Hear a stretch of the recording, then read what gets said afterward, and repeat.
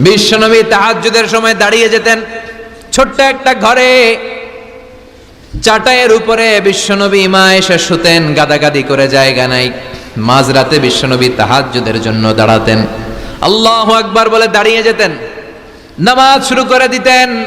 বিশাল বড় সূরা পড়তেন, কেরাত পড়তেন, রুকু করতেন, কিন্তু সিজদার জায়গায় সিজদা দেওয়ার জায়গা নাই। সিজদার জায়গায় মা এসা পা বিছিয়ে শুয়ে আছে। বুখারীর বর্ণনা, বিশ্বনবী সিজদায় যে হাত দিয়ে মা এসার পায়ের মধ্যে চিমটি কাটতেন, মা এসা বুঝতে পারতেন বিশ্বনবী এখন সিজদায় যাবে। সুবহানাল্লাহ পড়েন। মা এসা বুঝতে পেরে পা দুইটা সরিয়ে নিতেন, বিশ্বনবী সিজদা দিতেন। সিজদা দিয়ে বিশ্বনবী যখন আবার দাঁড়িয়ে যেতেন, মা আয়েশা পা বিছিয়ে আবার শুয়ে পড়তেন। কি ইবাদত ছিল বিশ্বনবীর! হাত্তা তাতাওয়াররামু খাদামা। মা আয়েশা বলতেন বিশ্বনবী দাঁড়িয়ে থাকতে থাকতে এত সময় ধরে তাহাজ্জুদের সালাত পড়তেন, ওনার পা গুলো ফুলে এরকম টিউমারের মতো মোটা হয়ে যেত। সুবহানাল্লাহ পড়বেন না? দাঁড়িয়ে থাকতে থাকতে বিশ্বনবীর পা গুলো টিউমারের মতো মোটা হয়ে যেত। প্রথম রাকাতে বাকারা, আলে ইমরান পড়ে ফেলতেন। সুবহানাল্লাহ পড়েন।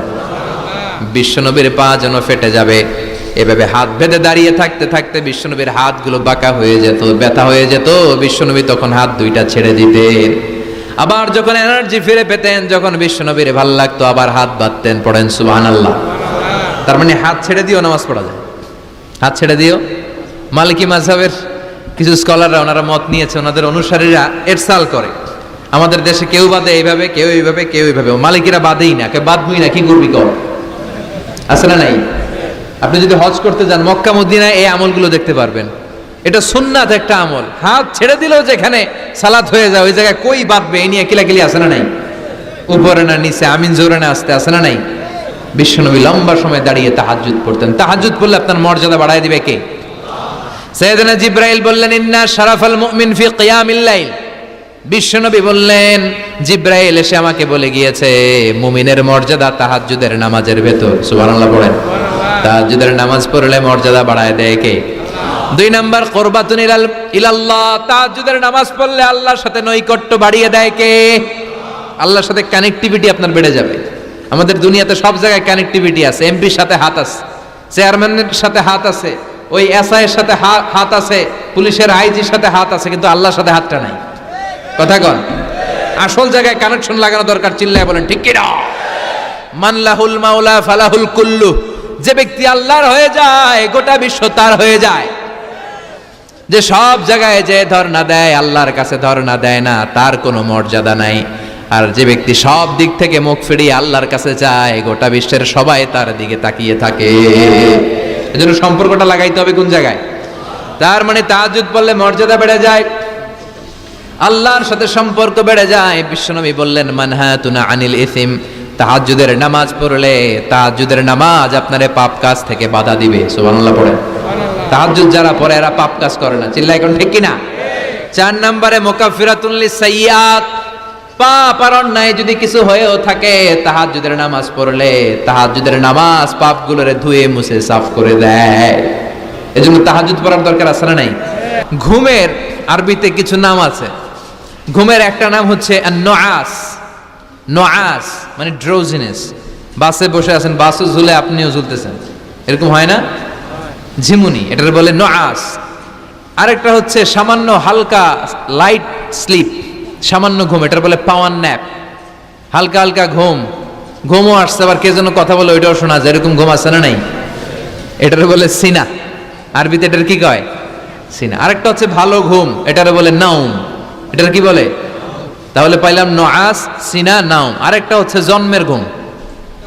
কিরকম ঘুম? এমন ঘুম যেই ঘুমে ডাকলেও মানুষ ওঠে না, যেটা শেষ রাতে আমাদের যেই ঘুমটা হয় রাত 3টা-4টার দিকে কম্বল টেনে টেনে আরেকটু ঘুমাইতে মনে চায়, এরকম একটা ঘুম আছে না নাই?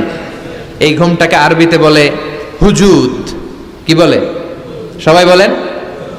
এই হুজুদের ঘুমকে স্যাক্রিফাইস করে ওই টাইমে যে সালাতটা পড়া হয় ওই সালাতকে আরবিতে বলে সলাতুল হুজুদ বা সলাতুত তাহাজ্জুদ।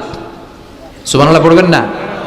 এজন্য রাব্বুল আলামিন বলেন ওয়া মিনাল লাইলি ফাতাহাজ্জাদ বিহি নাফিলাতান লাকা আসা আন ইয়াবআসাকা রাব্বুকা মাকামাম মাহমুদা।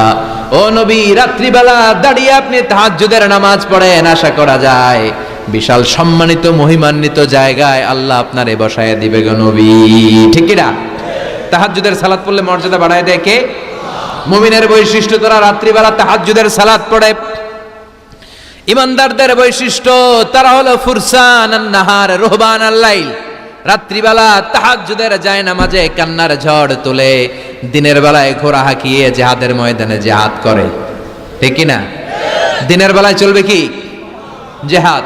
এজন্য বিশ্বনবীর প্রথম প্রশিক্ষণ নিতে বললেন আল্লাহ, কুমিল লাইলা ইল্লা কালিলা। ও নবী, বিশাল মিশন নিয়ে দুনিয়ার বুকে আপনি এসেছেন গো নবী। প্রথম প্রশিক্ষণ যেটা নিবেন, রাত্রিবেলায় দাঁড়িয়ে দাঁড়িয়ে তাহাজ্জুদের প্রশিক্ষণ। বিশ্বনবীর আদেশ করলেন কে? কিসের আদেশ? সবাই কোন? আরো জোরে। ওই মুহূর্তটা তাহাজ্জুদের সময়টা এমন সময়, ইয়ানজিলু রাব্বুনা ইলা সামাইদ দুনিয়া, রব্বুল আলামিন আরশের উপর থেকে দুনিয়ার আকাশে নেমে আসে মানে বিশেষ একটা মনোযোগ দেয়, আর দুনিয়াবাসীরা ডেকে ডেকে বলে, গোলাম আলামিন মুস্তাগফিরিনা গফির আলা, কার ক্ষমা লাগবে ক্ষমা চাও, সব গুনাহ আমি ক্ষমা করে দেব। আলামিন মুস্তারজিকিন আরজুকালা, কার কি লাগবে আমার কাছে চাও, সব আমি দিয়ে দেব। আল্লাহু আকবার। আলামিন মুস্তাকসিন আকসুলা, যার জামা দরকার জামা চাও, জামা দেব। ক্ষমতা দরকার ক্ষমতা চাও, ক্ষমতা দেব। নেককার স্ত্রী দরকার, নেককার সন্তান দরকার, সন্তান চাও, সন্তান দেব। সব দেয়ার মালিক কে? কেউ যেটা পারে না পারে কে? কেউ যেটা দেয় না দেয় কে? কেউ যেটা বোঝে না বোঝে কে? আল্লাহ শেষ রাতে আম করে ডাকে, দেওয়ার জন্য ডাকে, কিন্তু চাওয়ার সময় আমাদের নাই। উনি দেওয়ার জন্য প্রস্তুত, কিন্তু এটা তো নেওয়ার লোক লাগবে। কথা কন?